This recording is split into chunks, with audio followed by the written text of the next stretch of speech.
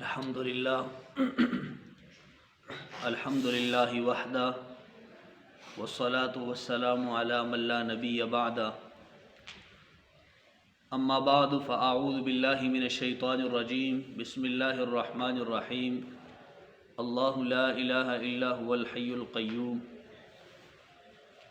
محترم سامعین،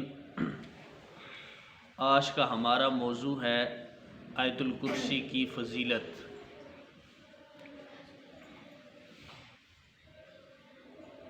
رسول اللہ صلی اللہ علیہ وسلم نے ایک دفعہ حضرت ابی بن کعب رضی اللہ عنہ سے پوچھا کہ قرآن مجید میں سب سے بڑی سورت کون سی ہے، یعنی فضیلت کے اعتبار سے سب سے بڑی سورت کون سی ہے۔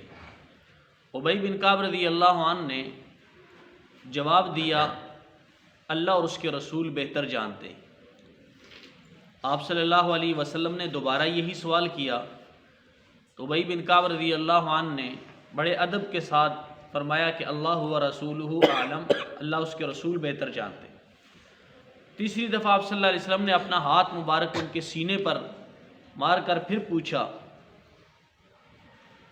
تو حضرت ابی بن کعب رضی اللہ عنہ فرمانے لگے، اعظم آیۃ فی القرآن اللہ لا الہ الا هو الحی القیوم۔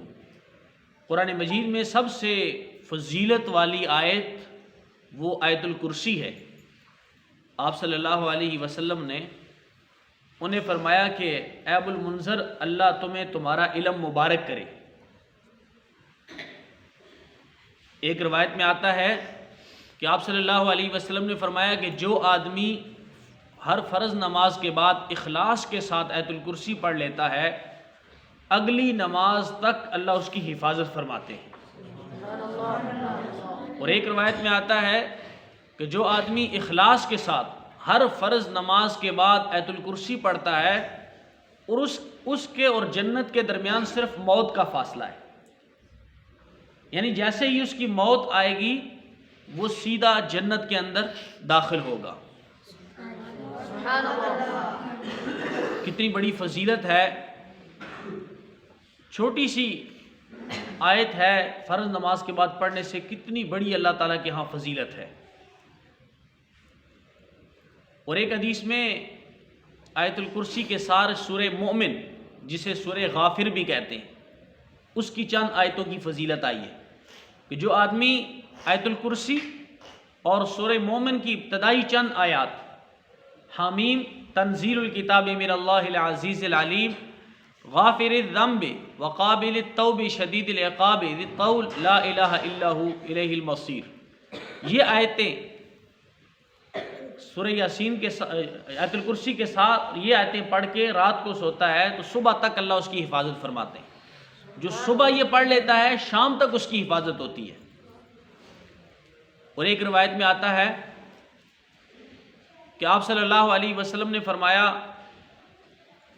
کہ جس گھر کے اندر سورہ بقرہ کے اندر ایک آیت بڑی فضیلت والی ہے، جس گھر کے اندر وہ پڑھی جاتی ہے شیطان اس گھر میں نہیں آتے۔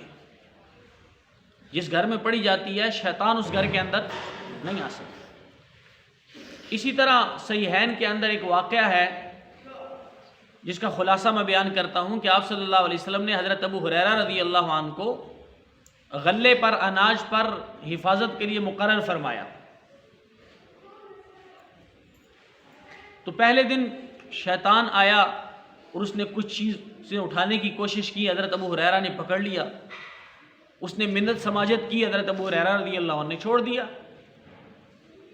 دوسرے دن دوبارہ یہی واقعہ پیش آیا، دوبارہ وہ آیا، حضرت ابو ہریرہ رضی اللہ عنہ نے دوبارہ اس کو دبوچ لیا، پکڑ لیا، اس نے پھر منت سماجت کی، حضرت ابو ہریرہ رضی اللہ عنہ نے اس کو چھوڑ دیا۔